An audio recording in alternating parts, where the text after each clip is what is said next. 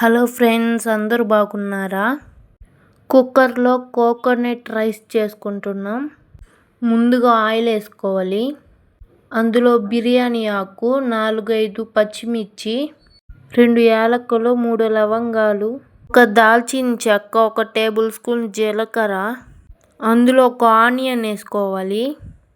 1 అర spoon salt, కొద్దిగా కస్తూరి మెతి, కొద్దిగా పుదీనా, 1 స్పూన్ అల్లం పేస్ట్ వేసుకొని బాగా కలుపుకోవాలి. 1 గ్లాస్ బియ్యానికి 2 గ్లాసుల కోకోనట్ వాటర్ వేసుకోవాలి.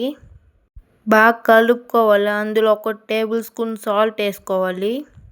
5 నిమిషాలు నానబెట్టుకున్న బియ్యం కూడా వేసుకోవాలి.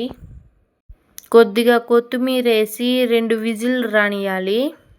మీకు ఈ వీడియో నచ్చినట్లయితే please subscribe my channel. Ready అయిపోయింది. కోకోనట్ రైస్ చికెన్లోకి బాగుంటుంది. సూపర్.